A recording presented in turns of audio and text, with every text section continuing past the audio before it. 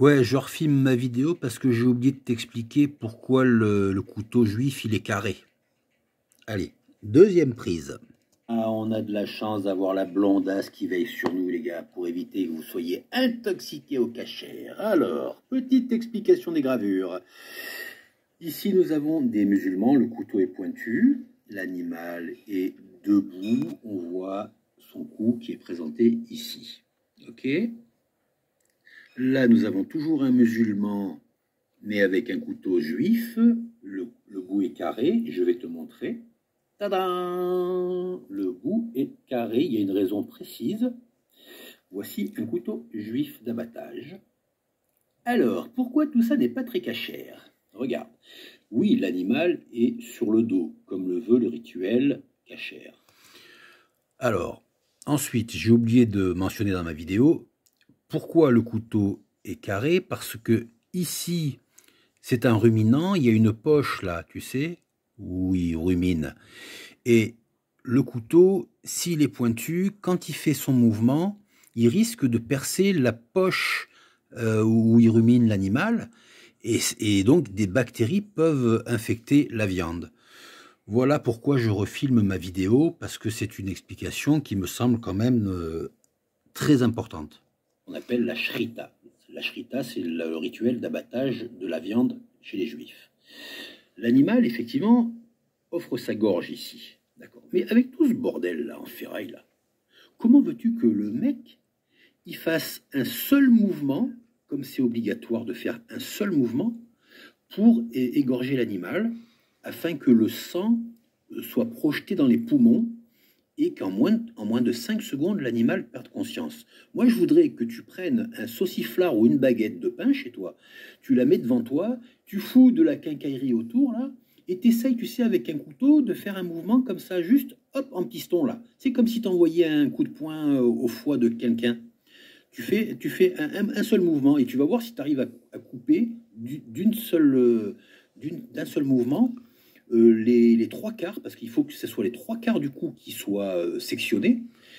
Ben, est-ce que tu arrives avec de la ferraille là qui te gêne? Alors, voilà, j'en profite pour rajouter. Donc, un abatteur juif, donc, il doit pas avoir ce bordel-là, hein, pour pouvoir donc couper les trois quarts. Et pourquoi on dit les trois quarts? C'est pour choper toutes les artères principales. Et si tu chopes qu'une seule artère, ben, l'animal, il va pas perdre connaissance en 5 secondes, il va mettre plus de temps. Tu vois? Donc c'est pour ça que un abatteur juif, tu verras jamais ce bordel, là, ce truc de sécurité. C'est pour ça que je dis que le type, il est peut-être déguisé, il a peut-être un couteau juif, mais non, c'est pas un chouette, quoi. C'est pas un abatteur juif pour de vrai.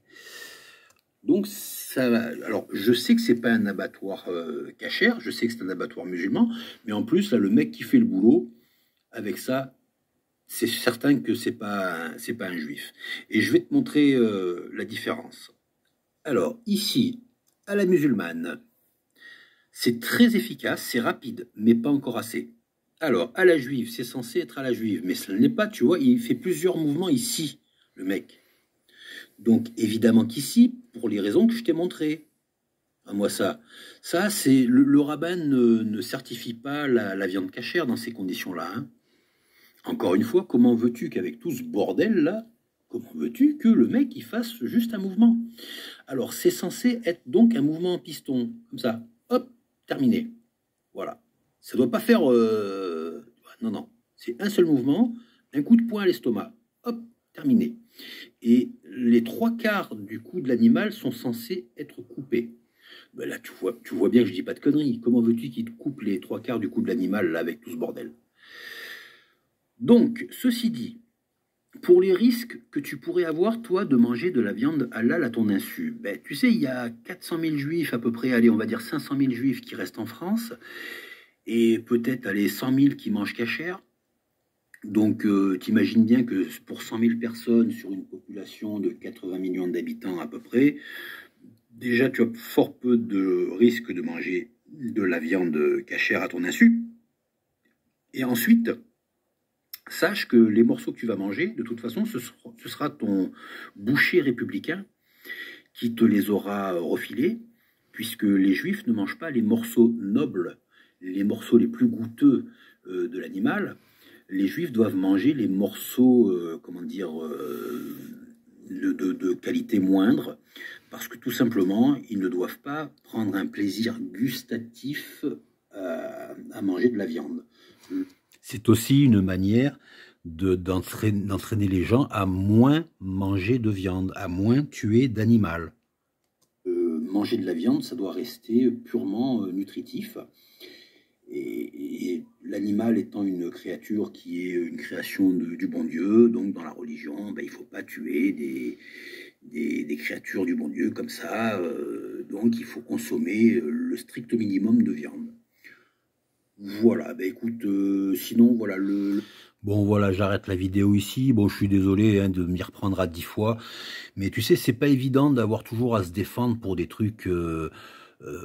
On file des informations bidons aux gens, tu vois. C'est difficile d'expliquer après, parce que les gens ils sont remontés par rapport à des trucs faux, tu vois.